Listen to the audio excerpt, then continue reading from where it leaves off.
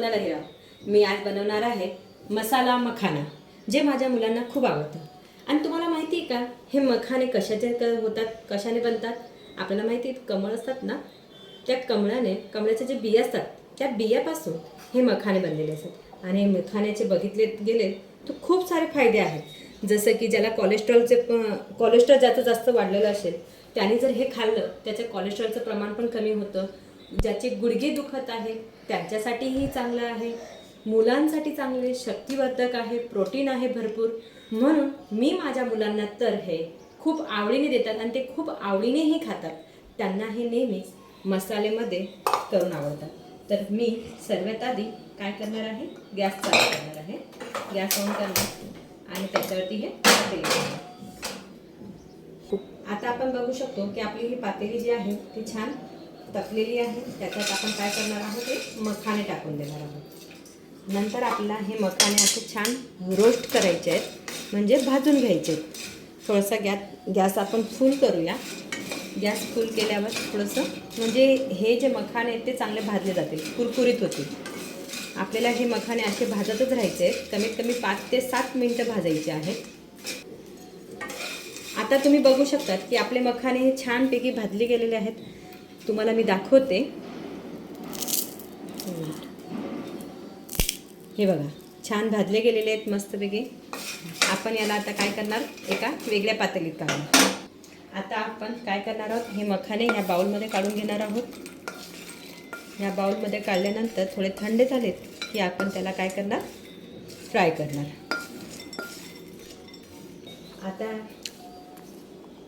आता आपण याच्यात काय करणार आहोत, तेल टाकणार आहोत। माझ्या मुलांना तूप आवडत नाही म्हणून मी तूप टाकत नाही। ज्याला कोणाला तूप आवडत असेल त्यांनी तूप टाकलं तरी चालेल किंवा तेल टाकलं तरी चालेल।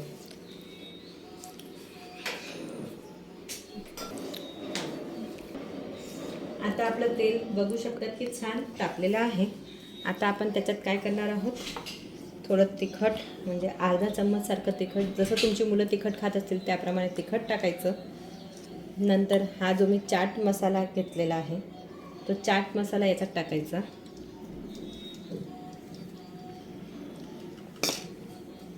नंतर त्याला छान मिक्स करायचं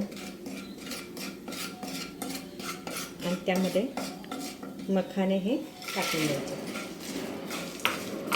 नंतर थोडं मीठ टाकायचं, थोडंसं चवीपुरता मीठ टाका।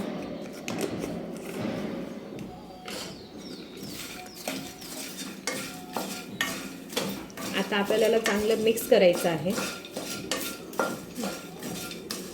चांगलं मिक्स एकजीव करायचं आहे। सगळा मसाला प्रत्येक मखाण्याला लागला पाहिजे, नाहीही लागला तरी काय हरकत नाही, खायला खूप चटपटीत आणि छान तिखट स्पायसी असं छान लागतं। तुम्हाला याच्यात कांदा टोमॅटो काही हवं असेल तेही तुम्ही कापून त्याच्यात टाकून खाऊ शकतात, म्हणजे त्याला म्हणू शकतो आपण मखाना चाट।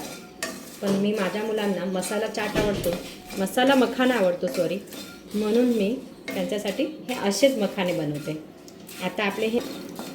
आता आपले मखाने तुम्ही बघू शकतात की रेडी झालेले आहेत। ते आता आपण काय करणार आहोत, एका बाउलमध्ये काढून घेणार आहोत।